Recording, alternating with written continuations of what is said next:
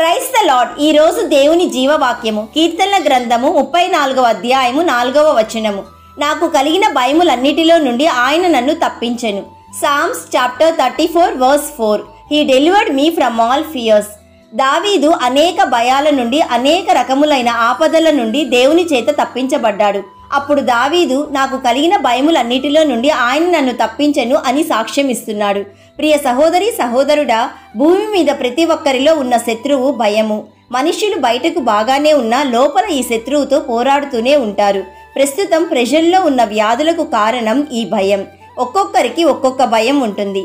చీకటంటే భయం, ఒంటరితనం అంటే భయం, ఫ్యూచర్ గురించి భయం, పిల్లల ఫ్యూచర్ గురించి భయం, అప్పుల భయం, ఉద్యోగం గురించి భయం, వ్యాపారం గురించి భయం. మనుషులు అనేక రకాలుగా భయపడుతూనే ఉంటారు.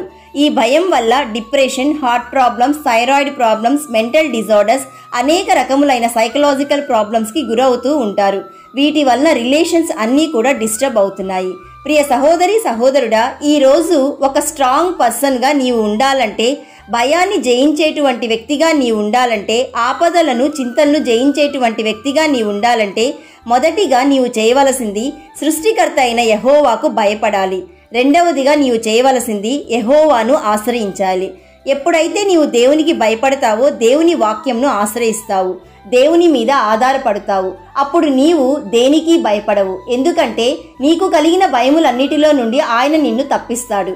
నీ కుటుంబాన్ని యేసయ్య రక్షిస్తాడు. నీ ఫ్యూచర్, నీ పిల్లల ఫ్యూచర్ ఆయన రక్షిస్తాడు. నీ జాబ్ ఆయన రక్షిస్తాడు. నీ ఎడ్యుకేషన్ ఆయన రక్షిస్తాడు. నీ వ్యాపారం ఆయన రక్షిస్తాడు. అయితే నీవు యేసయ్యకు భయపడి ఆయన్ని ఆశ్రయిస్తావో ఖచ్చితంగా నీవు ఆశీర్వదించబడతావు. నీకు ఏ మేలులు కొదివై ఉండదు.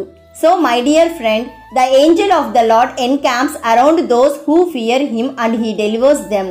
So fear the Lord and trust in Jesus Christ. కాబట్టి ప్రియ సహోదరి సహోదరుడా, మనుషుల మాటలు నిన్ను ఆదరించవు. దేవుని వాక్యం మాత్రమే నిన్ను ఆదరిస్తుంది, బ్రతికిస్తుంది. లోకంలో భయాలు, శ్రమలు, కష్టాలు, చింతలు, ఆపదలు వస్తాయి. అయితే వాటన్నిటి నుండి నిన్ను తప్పించేది సర్వాధికారి అయిన యేసయ్య మాత్రమే. కాబట్టి ధైర్యం తెచ్చుకో, దేవుని నామానికి మహిమార్థకరంగా జీవించు. ఈ వాగ్దానం నీ జీవితంలో నెరవేరాలని మేము ప్రార్థిస్తున్నాము. నమ్మిన వారందరూ ప్రార్థనలో ఏకీభవించండి. యేసయ్యా, ఈరోజు మాకిచ్చిన జీవవాక్యంను బట్టి నేను స్తుతిస్తున్నాము. తండ్రి, ప్రతి భయము నుండి, ఆపద నుండి, సమస్యల నుండి తప్పించువాడవు నీవు మాత్రమే.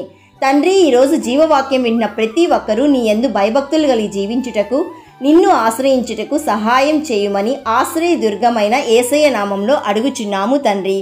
ఆమెన్. God bless.